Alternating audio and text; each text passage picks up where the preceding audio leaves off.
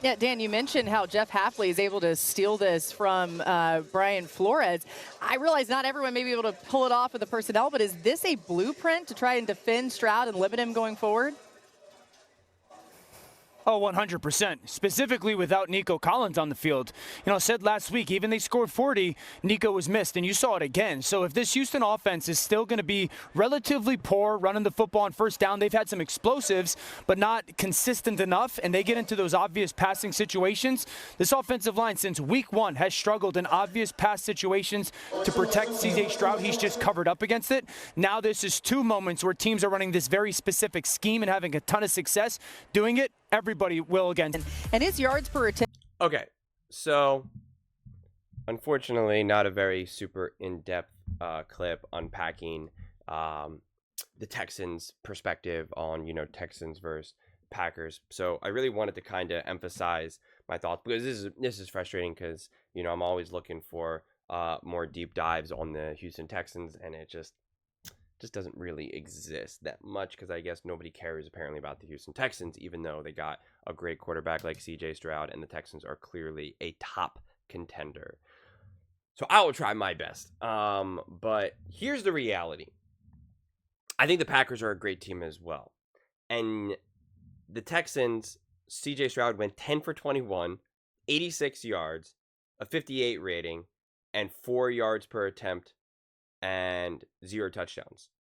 And yet it was still winnable, right? It was 22-24.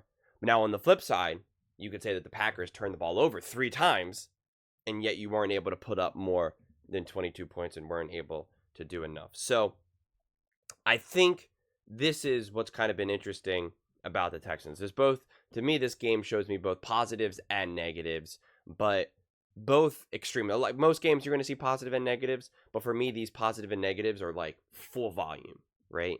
In terms of what you're seeing. I think it's remarkable, quite frankly, that your quarterback, that you can get such minimal offensive production and yet still almost come away with a win, right? That in a lot of ways, that's kind of what the Kansas City Chiefs have been doing, quite frankly, although not anywhere near as extreme as this. But it's also kind of concerning, because you never want to see your quarterback have a box score like that.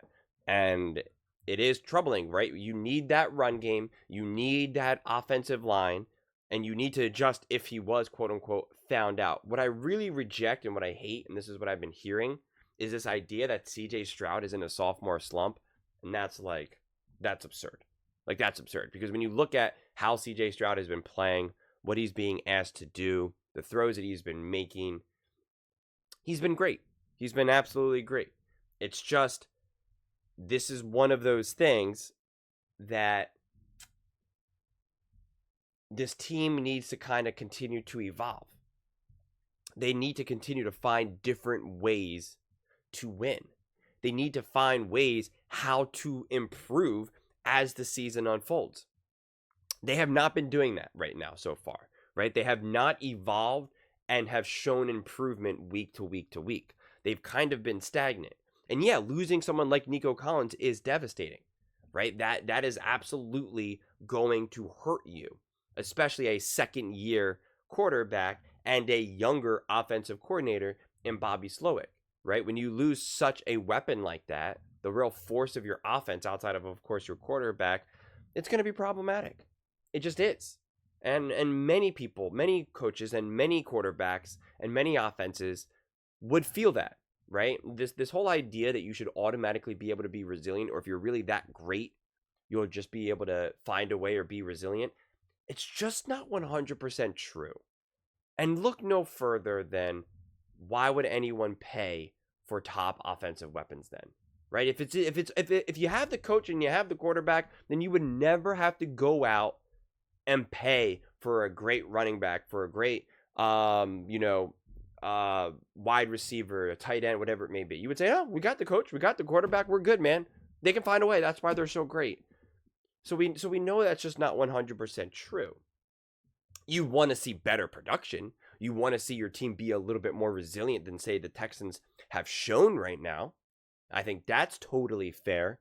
But to expect them to be able to not skip a beat, I think that's when things are a little, too much for me.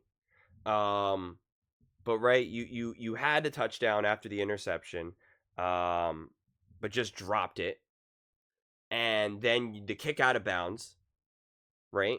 It's like that sequence alone is just it's just a messy game, right? It just causes the game now to get out of reach. Or if it's still in reach, but you could have had the momentum, you could have taken control, right? I mean, it was a great opening drive, interception, aggressive defense, right? Like opportunistic. And then to not really be able to capitalize in the way that was needed, those are the things that hurts you, right? But to get 3 takeaways in first half, some were gifts from the Packers, but still heads up, and we're ready for it, right? Like like I said, they were opportunistic. But I just would like to see more capitalization on it. One of the other things that stood out to me is although I'm not seeing the team as a whole continue to grow as much as I would or improve week to week to week, I think it's great to see CJ Stroud continue to evolve and grow as a leader week to week to week. Because again, this game was not going as planned. And TJ was obviously frustrated, and you see him on the sidelines talking to everyone. He's being a true leader on the sideline, right? He is being the alpha, the leader, the guy. And done in a supportive way, right? Not in a way where he's clearly frustrated and angry and being like, what are you guys all doing? Let's go. We got to get our act together. It was more of a rallying. It was more of like, we're in this together. Let's go. Which I absolutely love to see.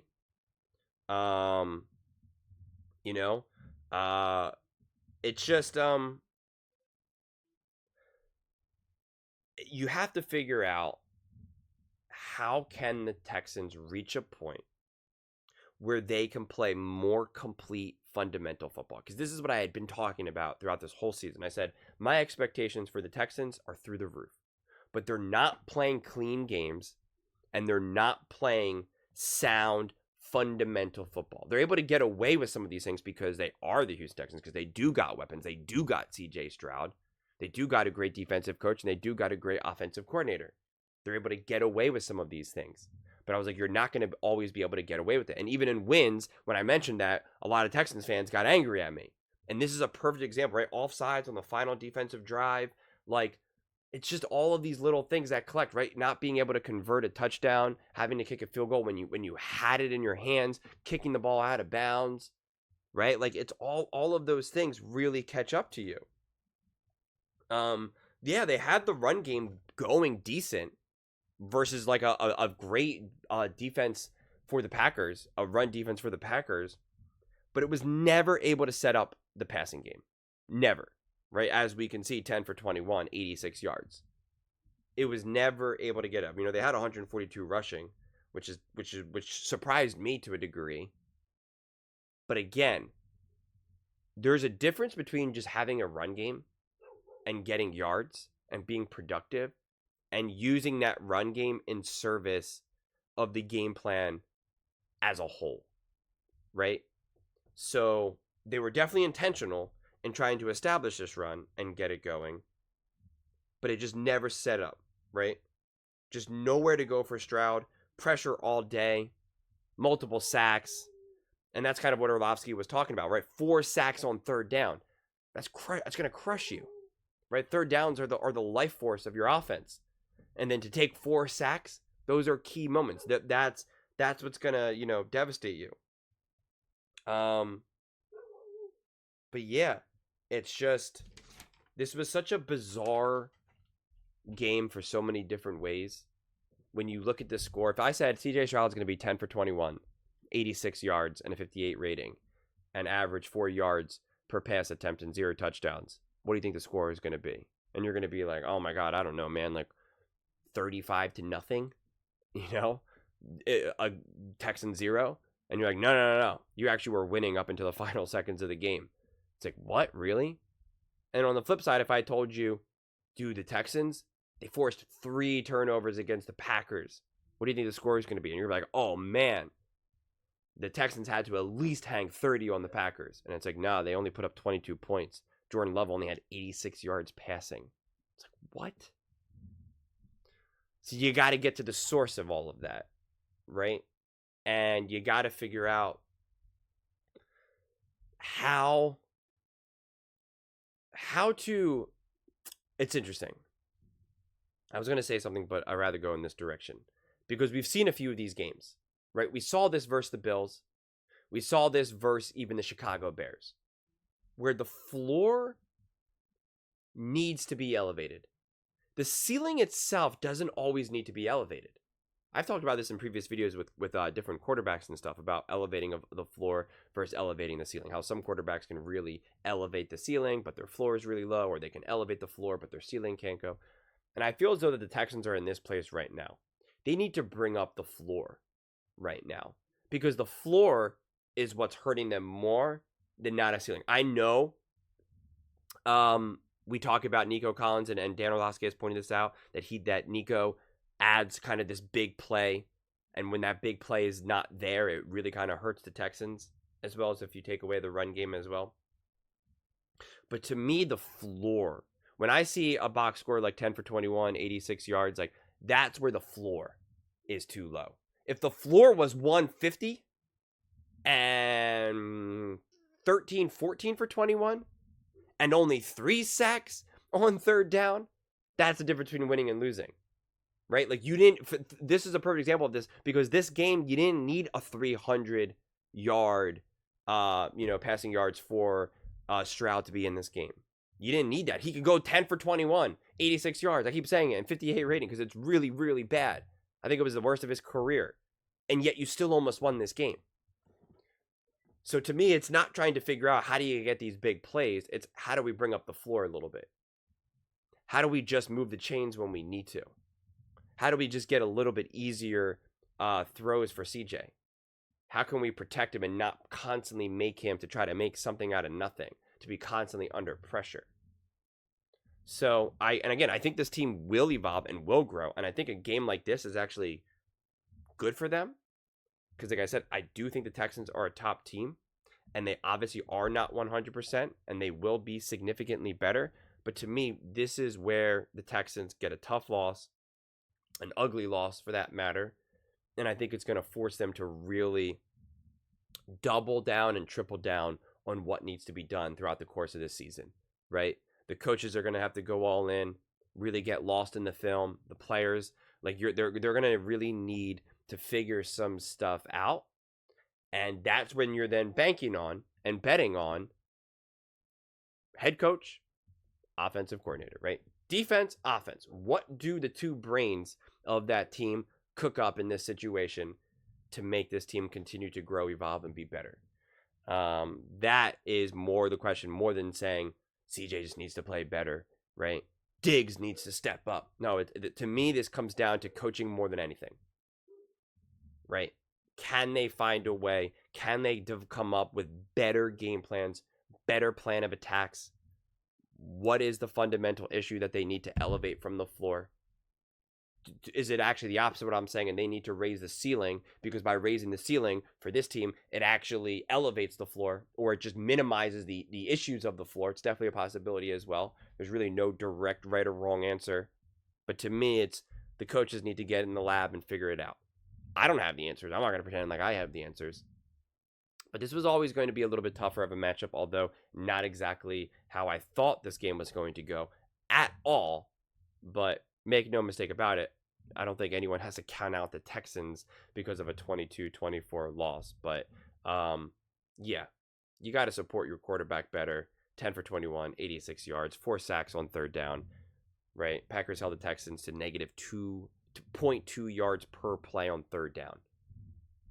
You're just not going to win. But again, the fact that happened and yet it was still 22-24 is still wild. That's why I'm like struggling with this game. Because when you look at some of these numbers, the score should not be 22-24.